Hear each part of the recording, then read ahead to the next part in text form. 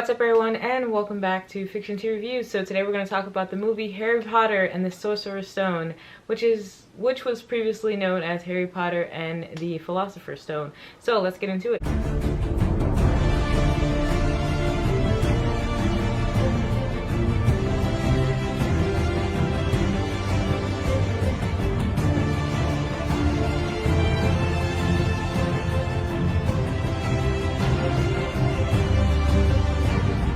Brought to you by my self-published book Rain. It is a psychological thriller about a group of young adults in a psych ward who get this new counselor that's trying to understand their mental illnesses and trying to understand them, but then the counselor shortly learns that these kids might not be crazy and that this place is actually making them crazy, all the while trying to figure out what's going on with him and his psychological demons and his problems. If you would like more information about this book, be sure to hit the link in the description box below. Supporting me and buying these books actually helps me to run this channel, so be sure to check that out, and let's start then. Harry Potter is 2 hours and 39 minutes long. It's a fantasy adventure. It's rated PG, and it came out in 2001. You can probably watch this on Amazon, YouTube, I believe. Plot: adaptation of the first of J.K. Rowling's popular children's novels about Harry Potter, a boy who learns on his 11th birthday that he is the orphaned son of two powerful wizards and possesses unique magical powers of his own. He is summoned from his life as an unwanted child to become a student of Hogwarts, an English boarding school for wizards. There, he meets several friends who become his closest allies and help him discover the truth about his parents' mysterious deaths. The director is Chris Columbus. The cast is Daniel Radcliffe as Harry Potter, Emma Watson as Hermione Granger, Rupert Grint as Ron Weasley, Richard Harris as Professor Dumbledore, Robbie Coltrane as Hagrid, Tom Felton as Malfoy, and Alan Rickman as Snape. First off, we all know how great this movie is. This is a classic of my time. We know how good this movie is. But if you have not seen it, you're just missing out at this point. Like, you gotta see this movie. Everyone who has probably seen this movie has the books, has read the books, has probably watched the movie several times like I have, probably even had this on DVD. Like I said, a classic. This is a classic of my time, the 2000s. Yes. This movie is gold. One of my favorite parts is when Harry's like, I can't be a wizard. I'm just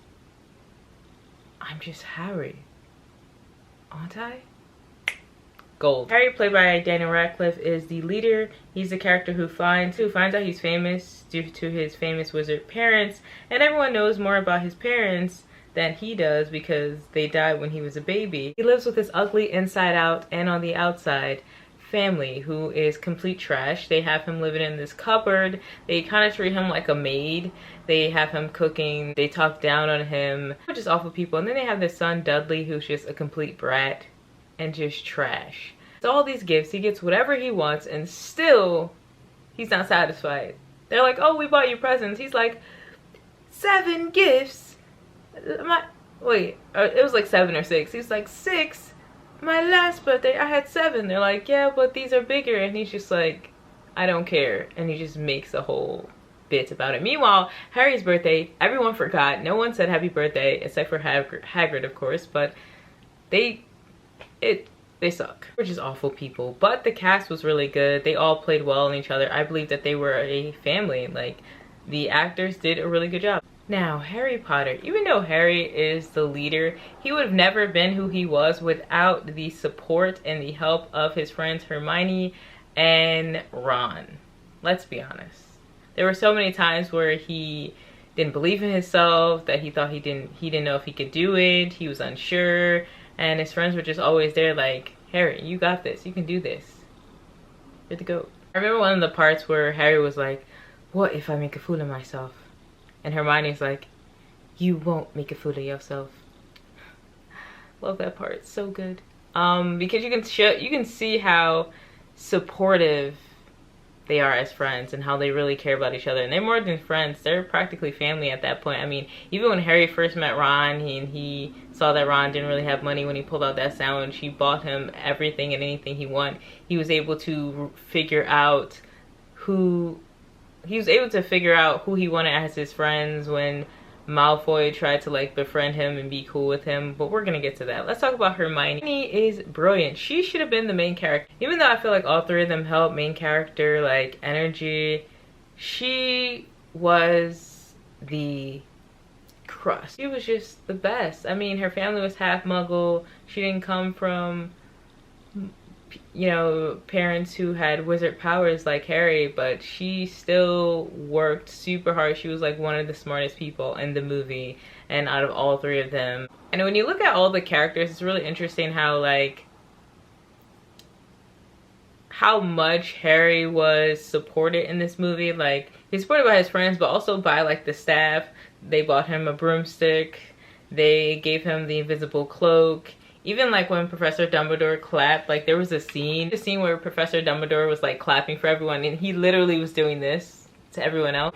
When it was announced where Harry was gonna be, it was like everyone else just got like, oh, that's cute. But Harry got like the hurrah. They basically have been cheering him on since day one, and he had that support. Meanwhile, the rest of the cast, his friends didn't really have that, and I feel like that gave his friends a lot bit more character, more so than he has, because he already had like this placement of being this leader and these expectations, and his family, we already knew who he was going to be, what was going to happen.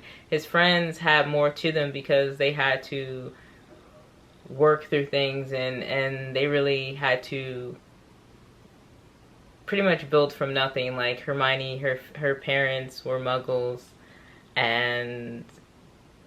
or one of her parents was Muggles? I think both of her parents were Muggles. And Ron, his family was basically poor, even though his brother, I believe, was pretty successful and at like a wizard academy or something like that. But yeah, Harry was definitely held at a much higher status, a higher rank. Even Malfoy, when he first met him, he was like trying to be his friend. He had more respect for Harry because of his name. He already had that respect on his name already because of his parents. And it really, it kind of shows that, like, that hierarchy in a way, and how he was already famous, already getting these benefits. One person that wasn't letting it up, though, was Snape. You got to give it to Snape. Snape was like, let's see what you really can do. Like, yeah, you're famous, you got this name, but, you know, let's put it to the test. Like that scene when Snape was like, yeah, do you know this? Do you know this? And he's like, no, sir, I don't. Snape was like, okay, humble yourself. Even though I feel like Harry was a humble person. It was never like he was not humble. Something about Snape. Snape has like this flat tone. He has like this sly but like flat tone, and he's like, Mr. Potter, what are you doing? And he just like doesn't move his mouth when he talks, but you feel what he's saying, but it's also flat. But all in all, they make the perfect team because Hermione is the brains, Harry is the leader, and Ron is the witty one. Overall, this movie is pretty true to the book, and it's one of my faves, honestly. It's one of my faves. And I love everything about it. I love the magical creatures. I love that they had like the troll, and they had the troll, the dragon. I love that they had the plot twist with us thinking that Snape might be the one that's against Harry. Whole time it was someone else. And I definitely recommend this. Also, lastly, I forgot to mention Hagrid. Hagrid was also a good character. He had like that, he was like a gentle giant, honestly. I love Hagrid so much. He has like that child innocence, which is why I feel like he connects so well with Harry and the others, and he's always like telling them stuff innocently, and then he'll realize like, oh, I shouldn't have said that. Like, he's the best. Love this movie. I'm definitely going to review Chamber of Secrets. Well, not really, just got finished reading the book, but I'm kind of on the third book. But definitely would recommend this film. Definitely go watch it. If you like this video, please give it a thumbs up. If you're interested in me doing a review of this, the next one, then hit the thumbs up button, and comment below, let me know which team are you on. Which house are you on? Are you Ravenclaw? Are you Hufflepuff? Are you Slytherin? Comment below, let me know. Also, be sure to hit the notification bell to get notified for future videos. Hit me up at fictiont12reviews@gmail.com to get attached to my email list, and I will see you next time.